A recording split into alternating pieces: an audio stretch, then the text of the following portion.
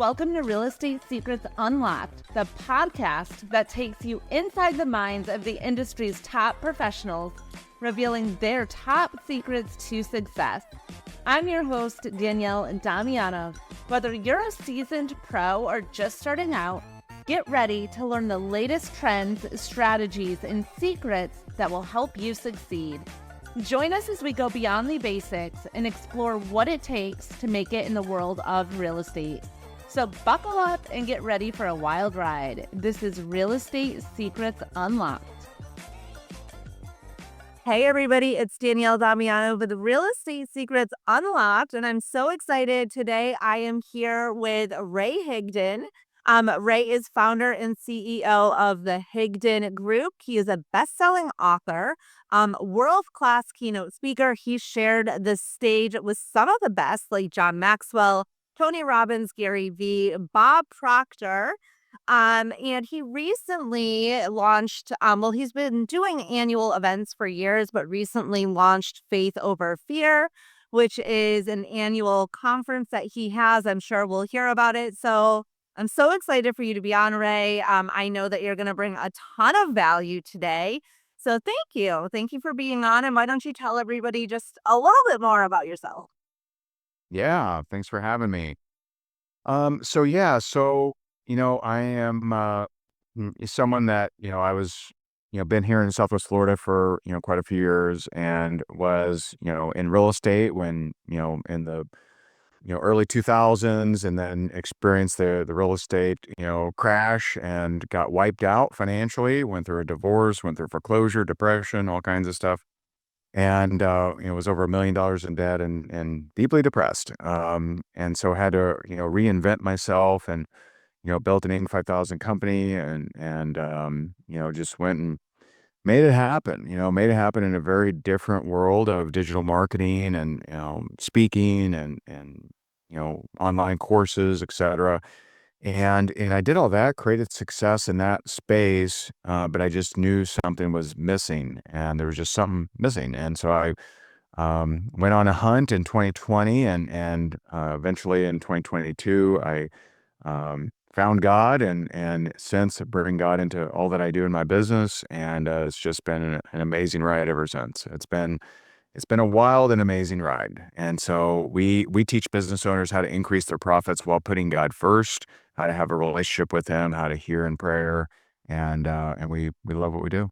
Hey, real quick, if you're enjoying this podcast, make sure to subscribe to my YouTube channel, Real Estate Secrets Unlocked, and hit that notification bell so you never miss a new episode.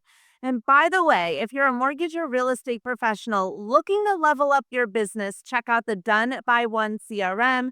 It's at donebyone.ai. It contains tons of tools that will help you automate your business, automate your systems, your lead generation, your lead follow-up, social media, email marketing, and it will allow you to close deals faster. If you are ready to take your career to the next level, join my team. We are looking for real estate agents, mortgage professionals, and real estate agents that want to be mortgage professionals. We're all about support, growth, and crushing it together. The links are in the description. Check them out now, and let's grow together.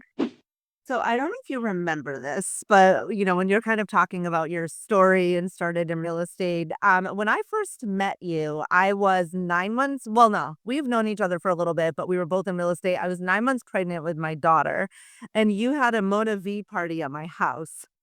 Yeah, I'm You were both broke. We were both like literally figure it out. trying to figure it out exactly.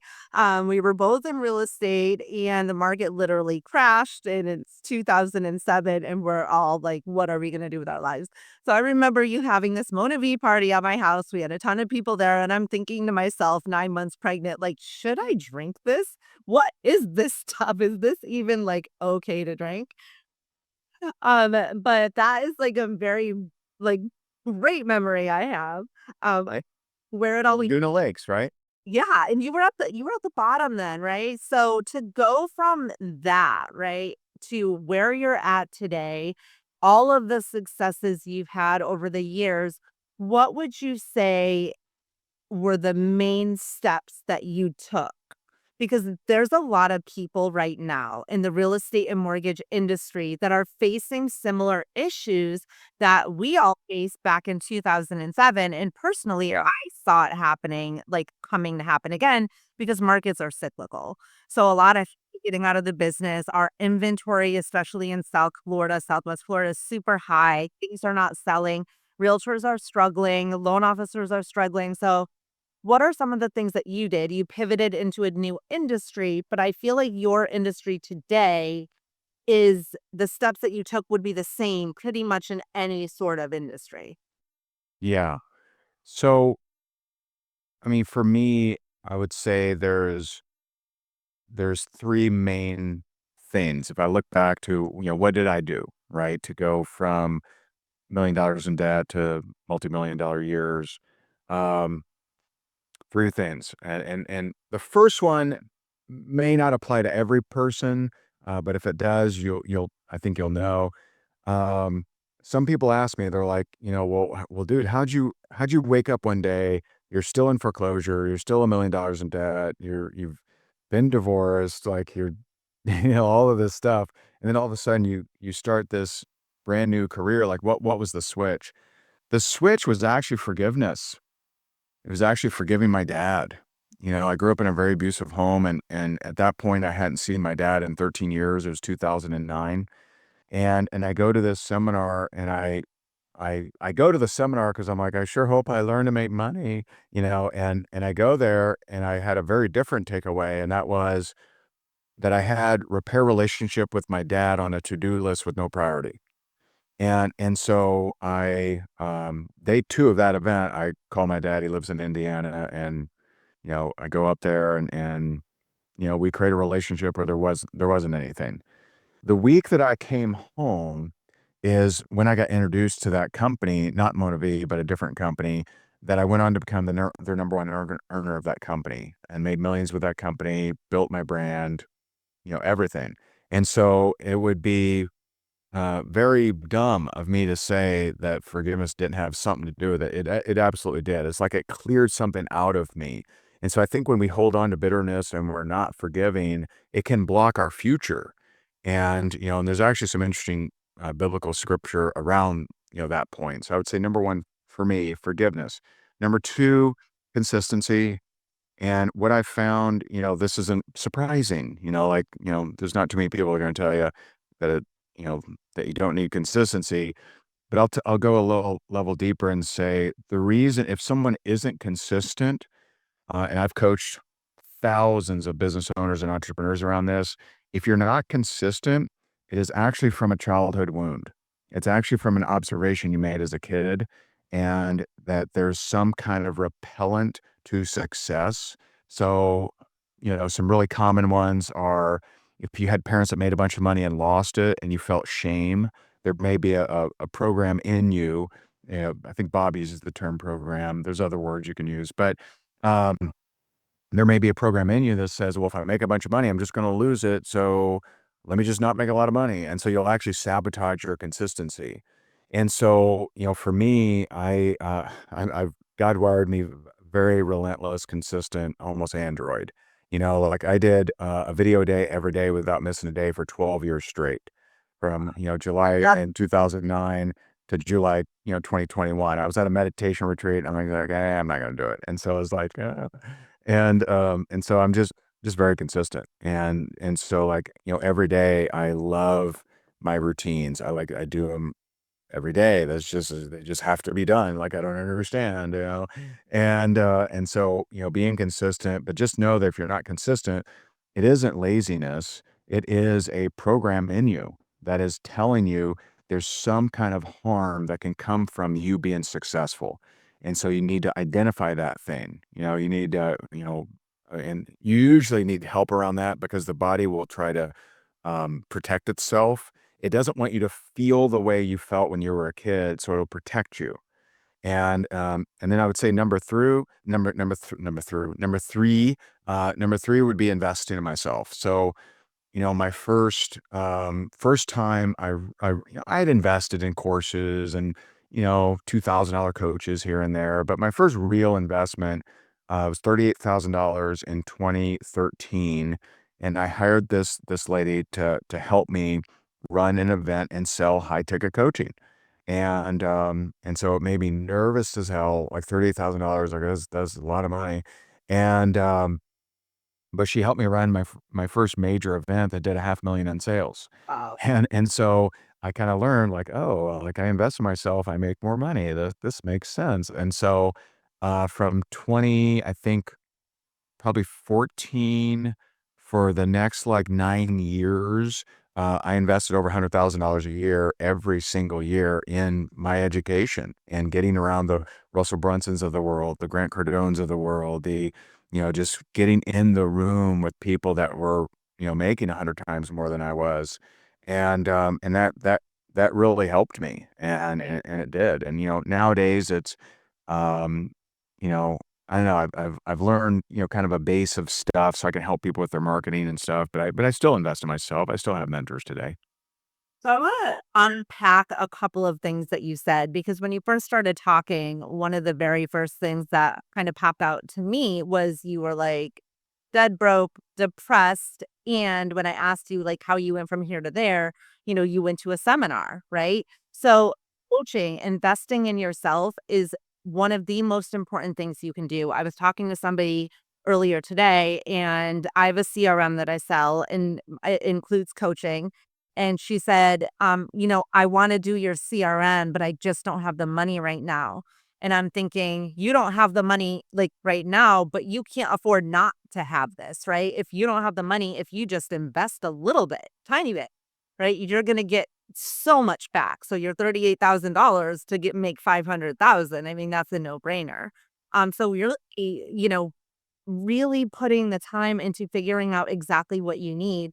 Last year around November, I wrote in my not last year, I'm sorry, 2023, I started having this epiphany where I felt stuck. I felt like the harder I work, it's still not getting me any farther to where I want to go.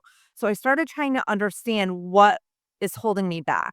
And I realized it's my subconscious mind. There's something in my subconscious mind that I am unaware of that is holding me back. And that's the paradigm that Bob Proctor talks about, right? So we have a lot of things in our mind that prevents us from going to that next level that we have to work out and get out of us and change, reprogram our subconscious mind in order to move forward. And a lot of people don't do that. I'm in several different coaching programs right now. And one of the things that I hear all the time, even I listened to Tony Robbins the other day, and he said, what do you need to change to become the person, right? That if you want all the success, who do you need to become to achieve that success? What do you need to give up? What habits are limiting you? What are your self limiting beliefs? So that's, another thing. And then the third thing is consistency. And so many people don't have consistency. And when you said do a video a day, a lot of people, it's not because they don't want to be consistent. It's either because of what you said, there's something preventing them from being consistent, or, and they don't know how to set up their day to be consistent. Because if you say, I'm going to do a video a day, and I tell this to, people all the time, batch your content. Do 5 on a Monday, right? So you have enough so there's no more excuses. Do you do that? Or when you were doing a video a day, how did you set that up? So that's more of a personality thing. Every day I just, I get up like 4:30, and I am that android, like I love to do my routine every day. So for me, I hate batching, but my wife loves batching. Like my wife, if you tell her I need you to do this every day, like she's like back in school and it's homework and she like hates it. She hates it. And so, like, you could go, "Hey, babe, I need you to create 30 videos today." No problem. She'll knock that out. But if you tell her to do something every day, see, I'm the opposite. So, like me, you tell me to do 30 videos, I'm like, that sounds exhausting. But you tell me to do a video a day for the next 10 years, no problem. Like, it's just, It's just different wiring. I don't know why. And so it just depends on the wiring, because you can have the same, end result, of course.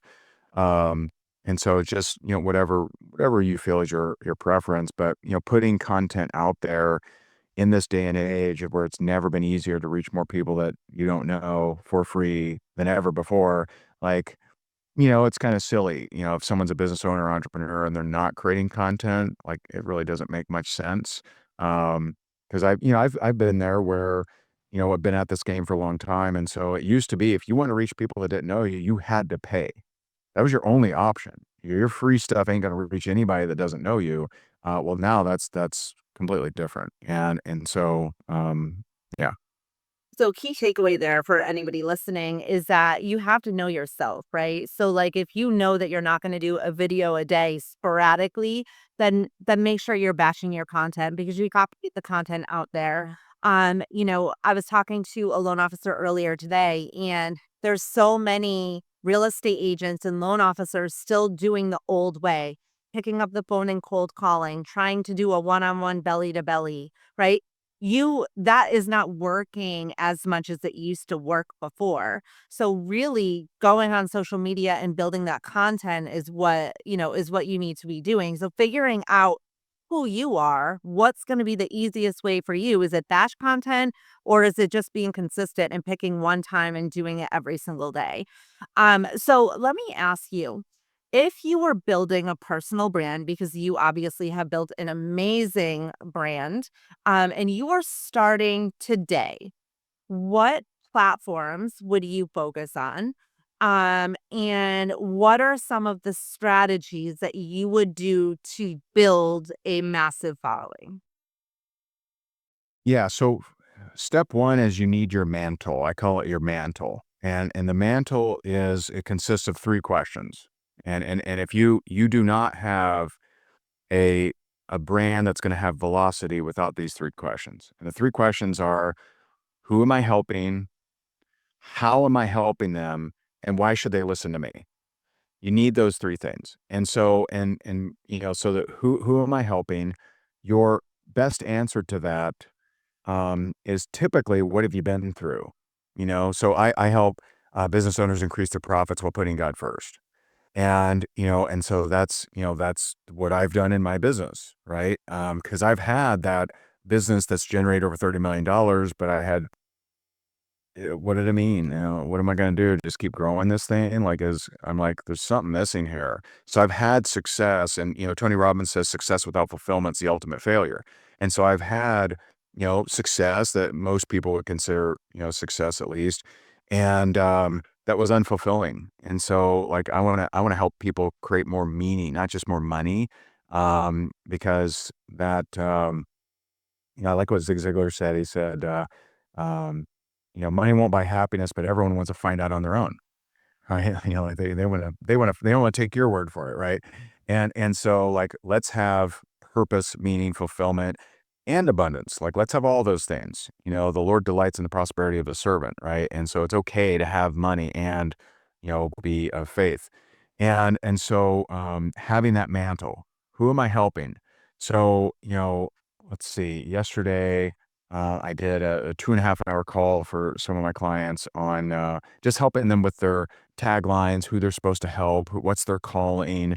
And, for one of them, actually, my friend Jackie, her calling is to help grandparents who are full-time parenting their grandkids, right? So something happened with the parents, either, like drugs or, something, but something happened with their kids, the parents of their kids, and now the grandparents got to take over the grandkids, right? Well, that presents certain challenges, right? You're going to the high school games and you're the oldie olds, and like there's certain things that she has wisdom around to help that person that's put in that situation that wants to do a good job. And so usually you are whatever you've been through, God has anointed and equipped you to go and help people go through that same thing. And so helping people realize that. So usually who you're called is not millennial loan officers. It's usually like I help, what was the one guy last night? Um, I help adults of abuse find their purpose. Right. So this is someone who was abused as a kid, and he's found his purpose, and now he's helping other people that have been through abuse find their purpose. Right. And so usually who you help, your deepest answer is something around how you've helped, what you've been through. So it easy So to think about it is your mess is your message. you can't say that. Like for example, when I have a client or something that they've lost a child, they're not gonna listen to me. I have, I'm very grateful, but I haven't lost a child. They're not gonna listen. At some point, they're gonna think, "Yeah, you don't know what it's like." Exactly. And I don't, right? It wouldn't be fair for me to say, "Yeah, I know what it's like. I can imagine it." I can't. Right. And so what I'll do is I'll point them to the Granger Smith Ed Mylett podcast where Granger talks about losing his son and putting a gun to his head, and then he found Christ, right? So like that they'll listen to because that guy understands them. And so there's a difference between expert and authority. You're an authority of whatever you've been through. You're an expert around whatever certifications and nonsense degrees, not to it's not nonsense, right? But Right. most people would prefer an authority, right? So if I'm going through grief, I want to talk to someone who's been where I've been, not the PhD in grief counseling that's never had any grief, right? And so like all of us are authorities around certain things that we've been through. And so who do you help? How do you help them? That is not your thing for sale. Most people think like, oh, I got, this thing for sale. I do coaching or whatever. No, it's a process. It's some kind of proprietary 3-step process, 4-step process, 7-day plan, whatever. It's some kind of when the who hears the how, it's irresistible. Mhm. All right. So when the who hears the how, it's irresistible. I got to have that thing. Right. And so it's a set of processes, systems, procedures, exercises, whatever that is. Okay. And then why should they listen to you is because you've been there. I've been the person that had success that didn't have fulfillment. And I've created a new life from it. And so like, that once you have that mantle, now you can go create content and you can be led by that mantle. And, most people, they think, well, if I'm so specific, then that's going to be difficult. Actually, it's the opposite. It's, when you could talk about anything and everything, that's when content's hard.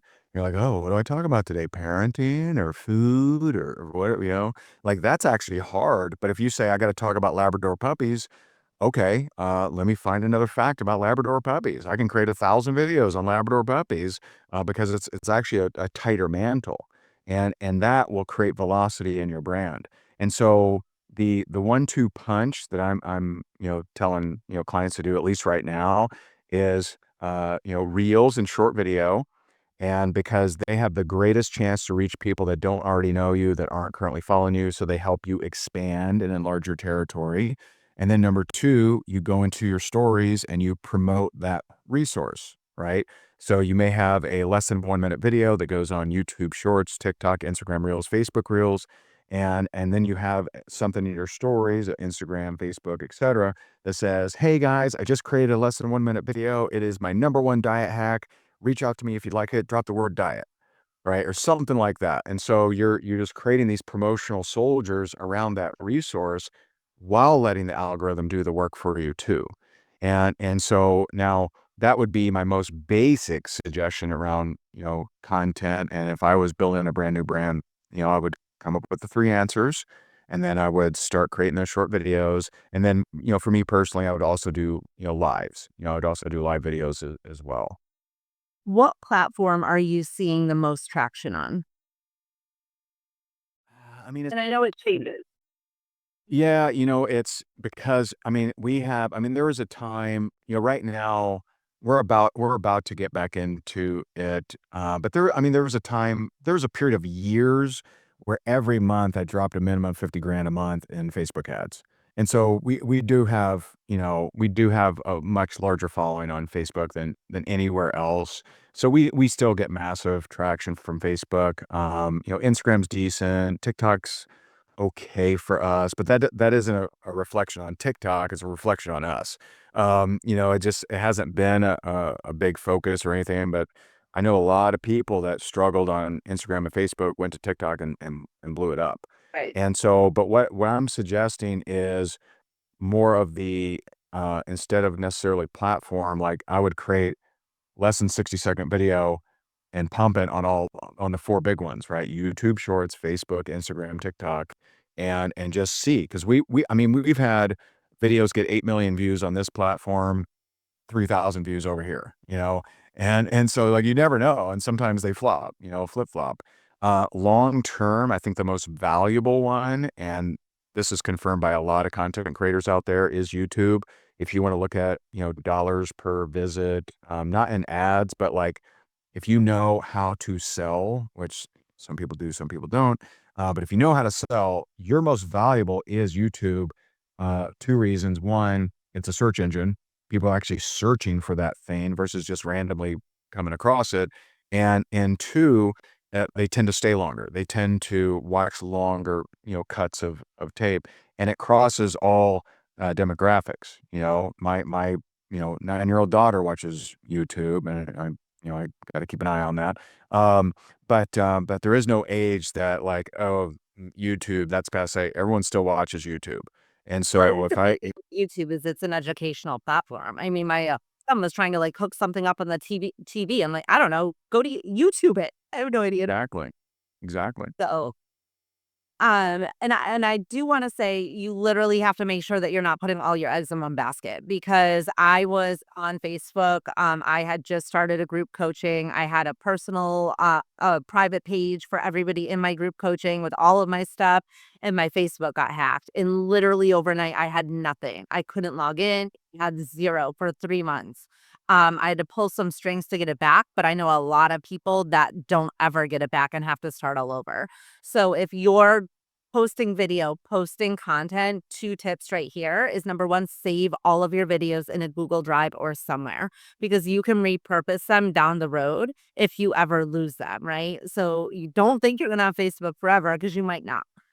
Second, look at what just happened at TikTok. All those people that were crushing it on TikTok, now it's back, but what if it's not, right? They literally could lose their entire business overnight, which is scary.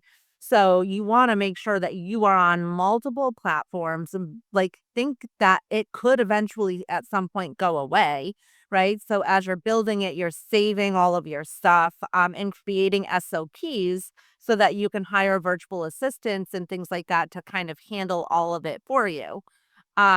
So when you're building a personal brand, or let's just say a brand, I have 2 questions on that. Number 1 is how would you like, what are some of the things that you would recommend to build your personal brand?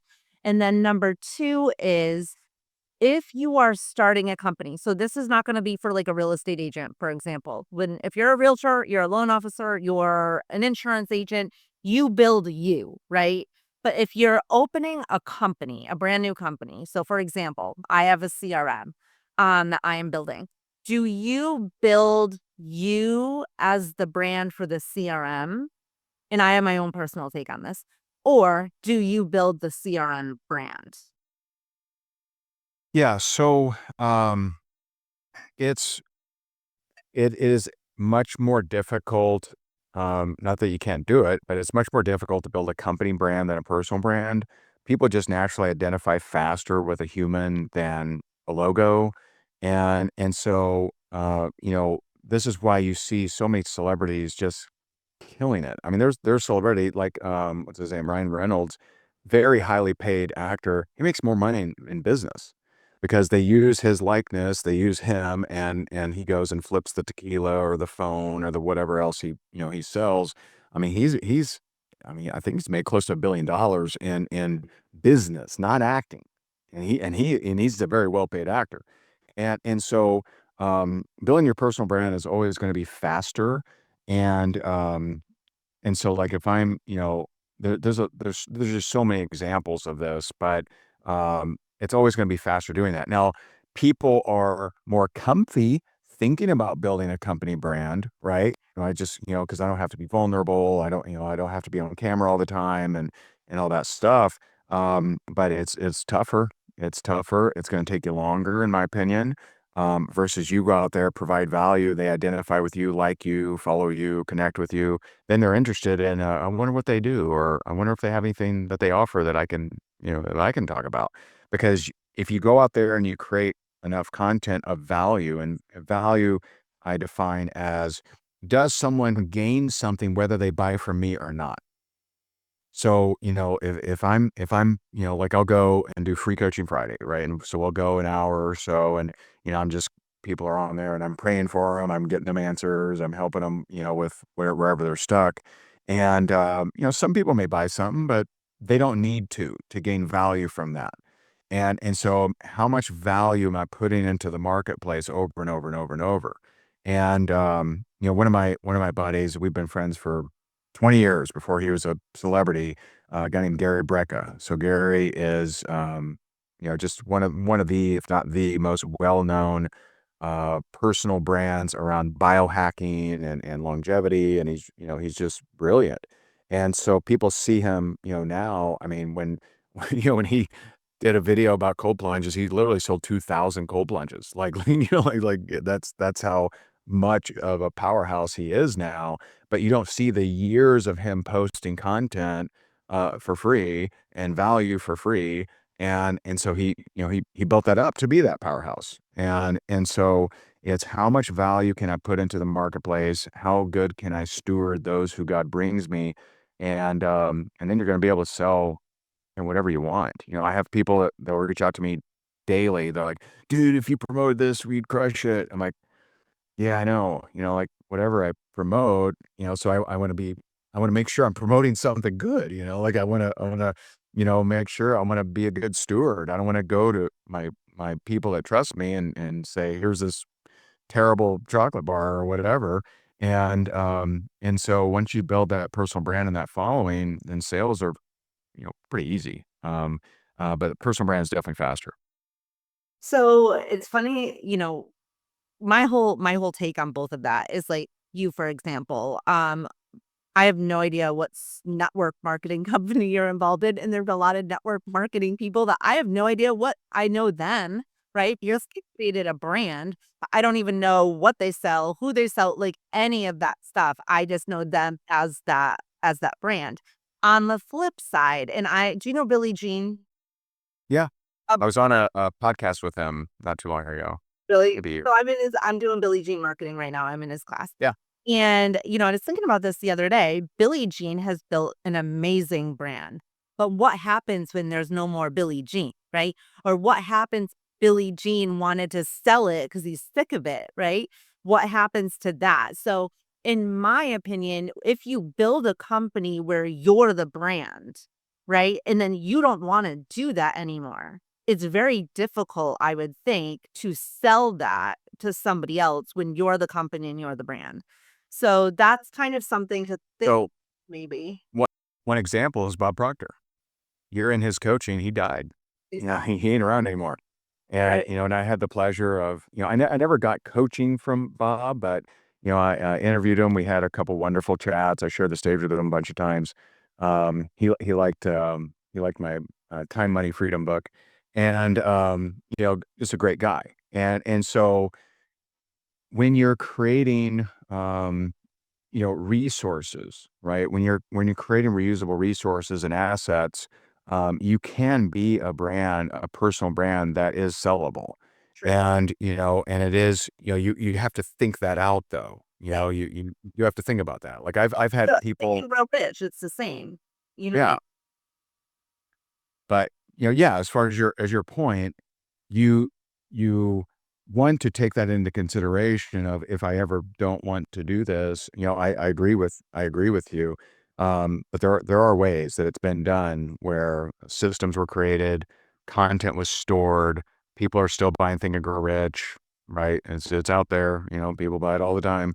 And so there are ways to do it, but you do have to think about that. And most people don't think about the longevity of, how do I sell this asset, Right. versus what am I doing right now?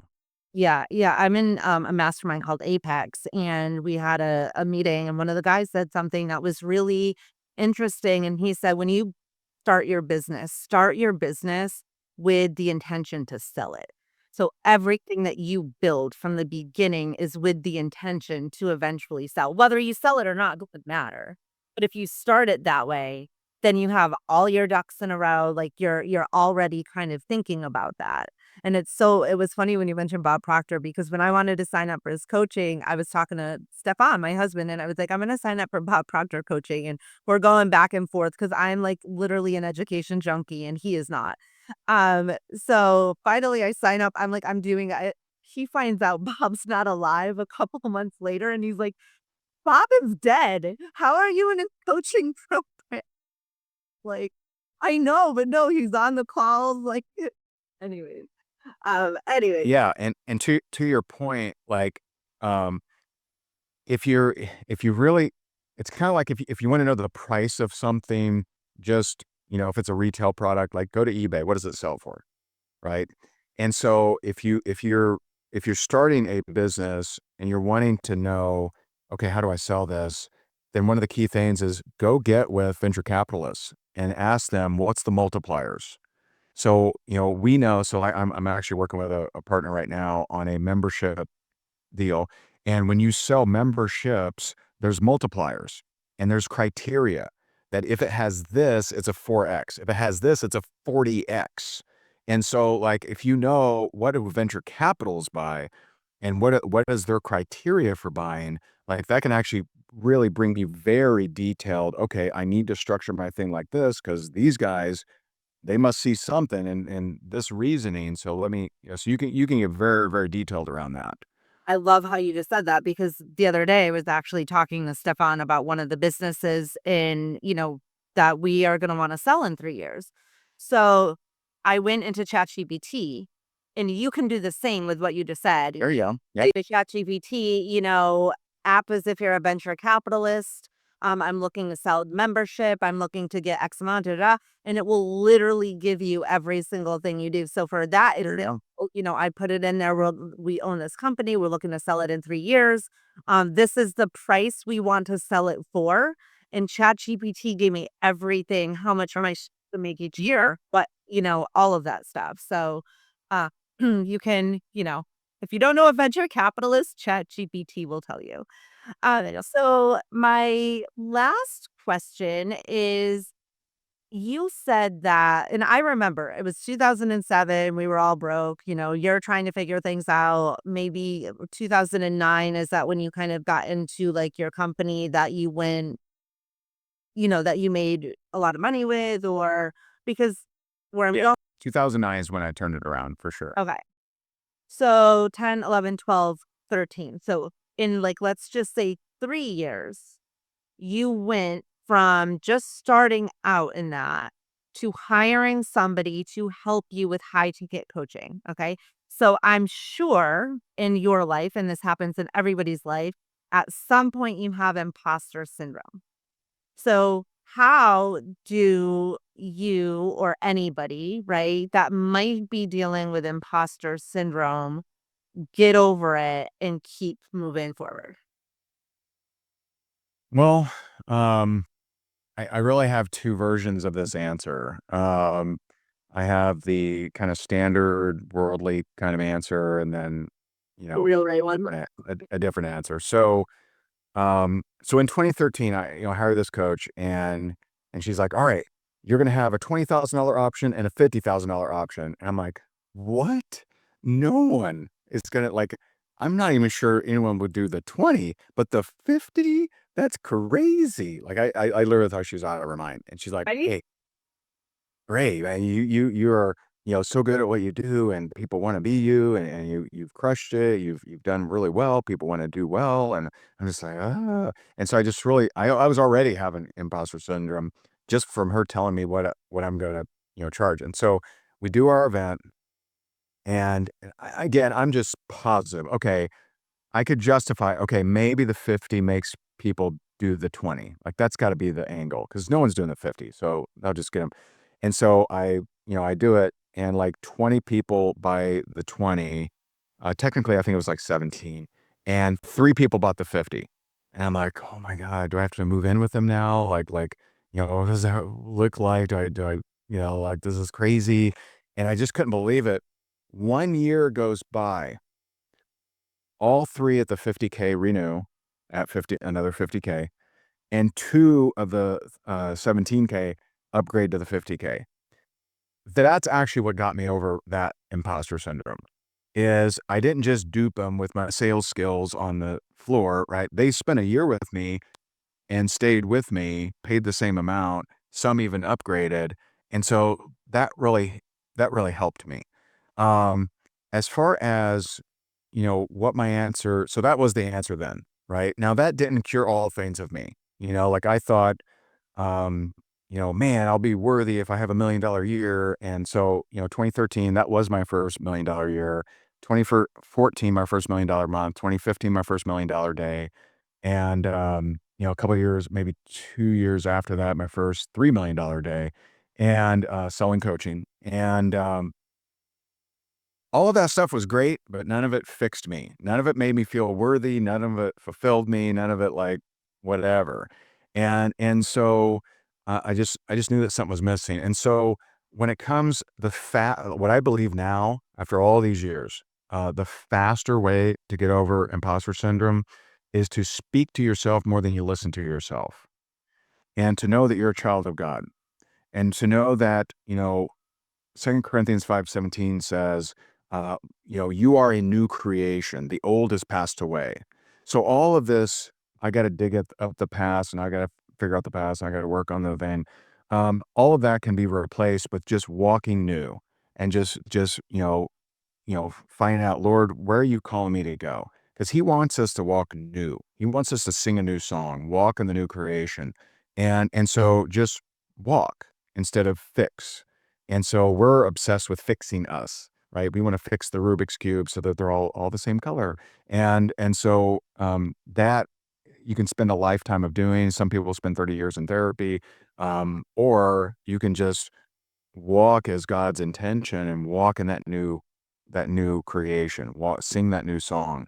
And so I would say, the more that you're focused and you keep your eyes forward and you keep where you're going, who you're serving, then you're gonna, you're not even gonna remember that you had an imposter syndrome. But as long as you're trying to fix yourself or think that at some point I'll be worthy, then you're kind of always going to struggle with that. Yeah. And I think listening to the signs, like becoming more aware, your intuition, your instinct, where am I being called? Obviously, I'm getting signs from all of these different places. Like what do you keep seeing? So that was awesome.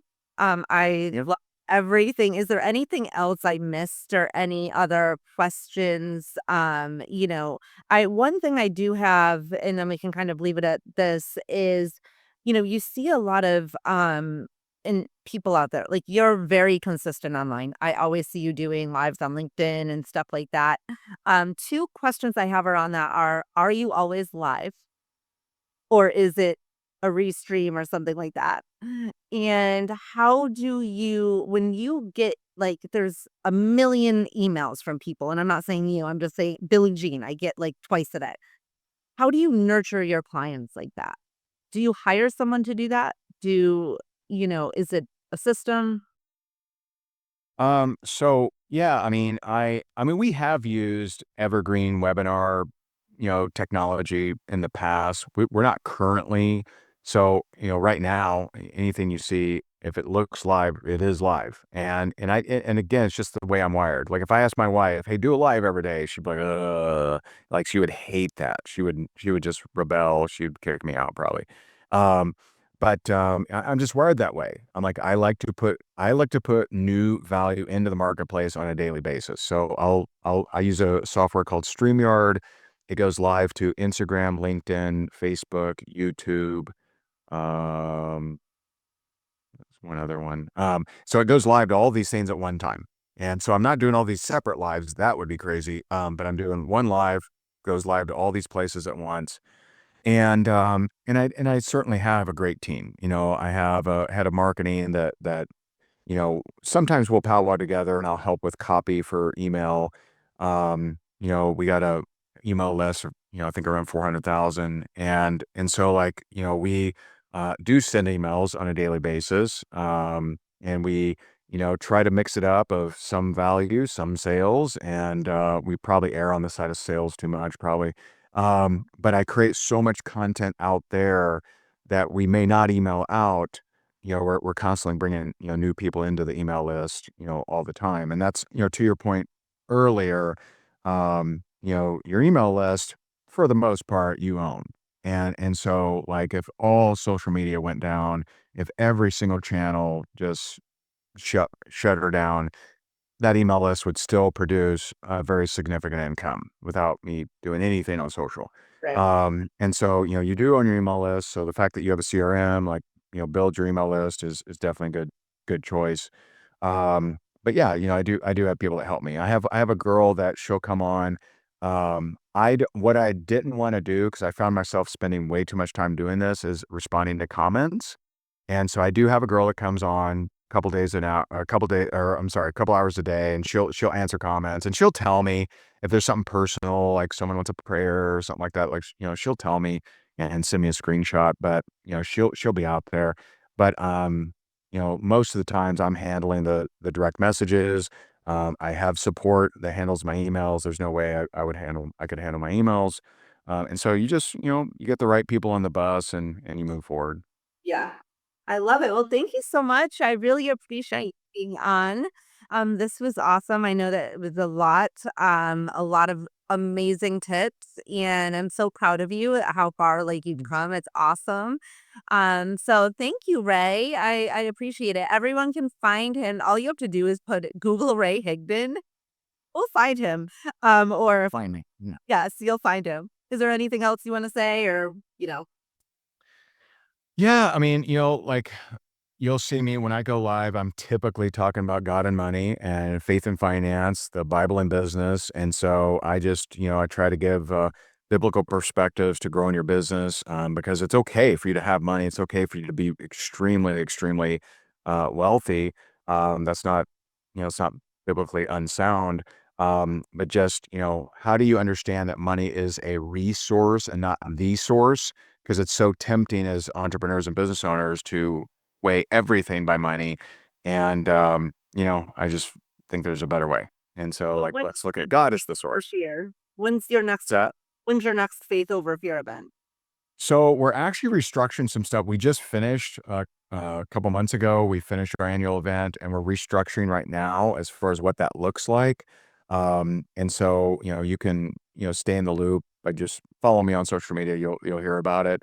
And so, yeah, right now I got a lot of other events, but we're holding on the announcement of that one. Okay, awesome. Follow him. Go to his event, Faith Over Fear. It's awesome. He's online all the time. So Ray, thank you so much. I appreciate it. Thanks for having me. Well, that's a wrap. I hope you enjoyed today's episode of Real Estate Secrets Unlocked. Don't forget to subscribe to our show on your favorite platform, and we would love your feedback. Check us out on social and let me know what topics you want more of. Don't forget to like and subscribe to our channel and our show. I'm your host, Danielle Damianov, and until next time, stay motivated, stay excited, and keep growing in this crazy world of real estate. Thanks for listening to Real Estate Secrets Unlocked.